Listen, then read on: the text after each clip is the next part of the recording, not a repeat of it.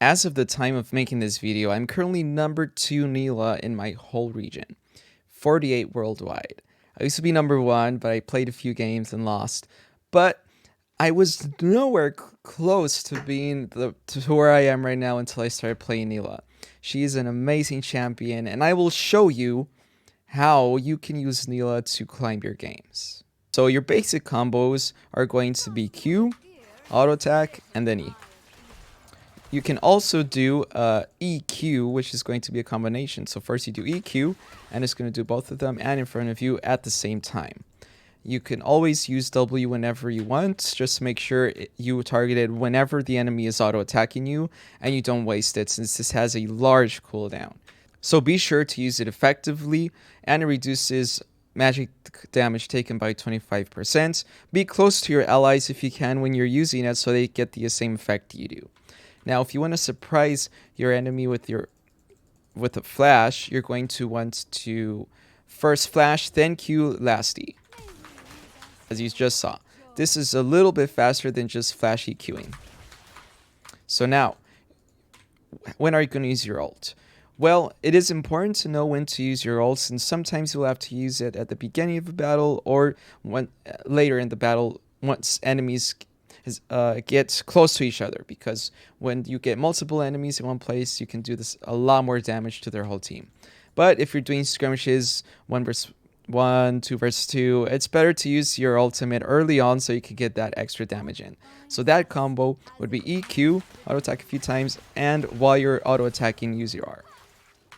It is very good to use your W if you go into a whole enemy team before you go in. So you press W, you go in, use your R, because as soon as the enemies see you, they'll start attacking you. So if you have your W up and it's a heavy auto attack focused team, you will avoid a lot of damage, and it's basically GG for them if you get them all with your ult and your team follows up. So what is going to be your build? Well, first, you want to level up your Q, then E, and W. Then once you want to max out your Q first, then your E, and last your W. You can go with Ghost. I recommend mostly going with Ghost unless the enemy team has a heavy CC like Twisted Fate, somebody that has abilities that will stun you. Get Cleanse. Although Cleanse doesn't have that much of a win rate, so use it sparingly only when necessary. Remember, with champions like Nilah, you can use your W, which will negate the stun of his auto attack.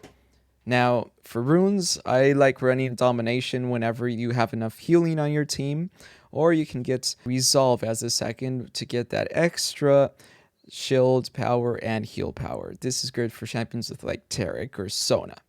For build, Collectioner is always going to be your first item. I don't like taking Static Shiv or any other item. Get the Collectioner first. Now, it is good to get a very quick blade second if you're doing well or ahead. If you're very behind and you need some defense, I would get the Immortal Shield Bow second.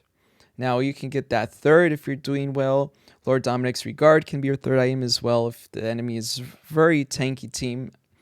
And the Bloodthirster, I would get this third if the enemy has a lot of AP. So because if you get the Immortal Shield Bow, you cannot get the Hex Drinker or Malmortius. So you can get the Bloodthirster, then Malmortius, or Malmortius, then Bloodthirster, if the enemy team has multiple AP enemies. As you can see in this game, we are currently playing with high elo. We got challengers on the enemy team. You know, it's Diamond, Master, Challenger. Nilah goes best with supports who can heal or shield you, or even both. That would be best case scenario. Since Nilah can also get 15% increased shield effectiveness and 7% increased heal effectiveness.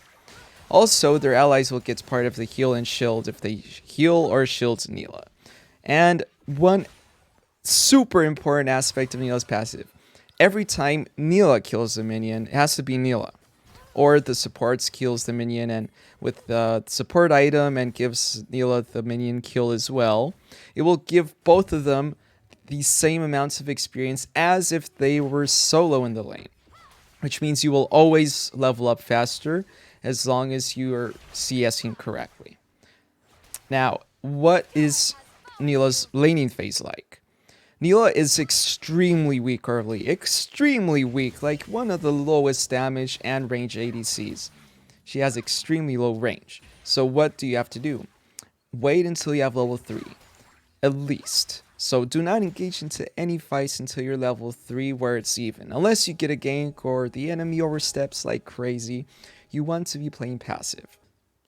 So this is a perfect example of how to play with Nilah. You want to wait until your team engages first.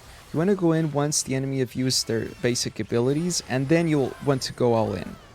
Now, Nilah is excellent at champions like Nocturne. As you can see, if you activate your W, it gives it to your allies as well, which means they cannot auto-attack you and magic damage is reduced. Now, you want to use Nilah always securing your Q, because when you hit your Q, you're going to get more range with your auto attacks, and it lasts for 4 seconds. So ideally, you always want to have this range up. Do not miss your Q at all, or you will lose this effectiveness completely.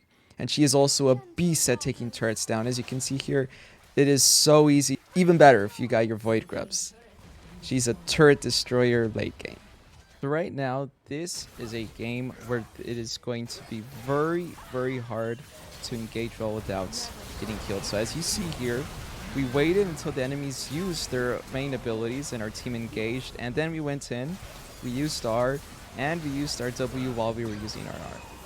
Now we did end up dying, but we basically won the team fights, and I mean Smolder was really strong here. At the end, we win the game. Here's another example of a deciding team fight for this game. So I'm going to jump ahead to myself. So here our team is going to be faced with the final deciding team fight of the whole game. What do we do here? Well, we wait until our team engages. As you see, we're at the back. Your ADC positioning is very important. You want to be behind. You don't want to get instantly killed. We were able to secure a kill very easily. We're just following up here. Once our volley bear stuns or smolder, you can go in, ult, and secure the kill against the enemy's carry. Now, always making sure you land every Q, and we're using our W very frequently because of our Nelly blades. Now, very important, our positioning, as you can see here, always avoiding damage where possible.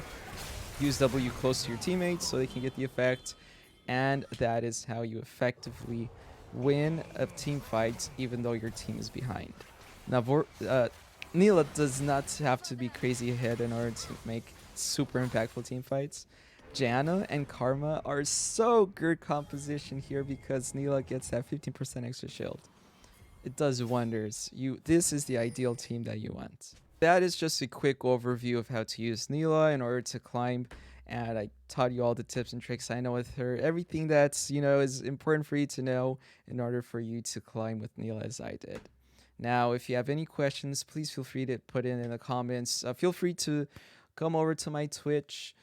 Here's the link, twitch.tv/Bullhand7. Feel free to follow me. I'll be streaming regularly. I'm just getting started, so I'd appreciate any subs. And I hope you have a wonderful day. Peace.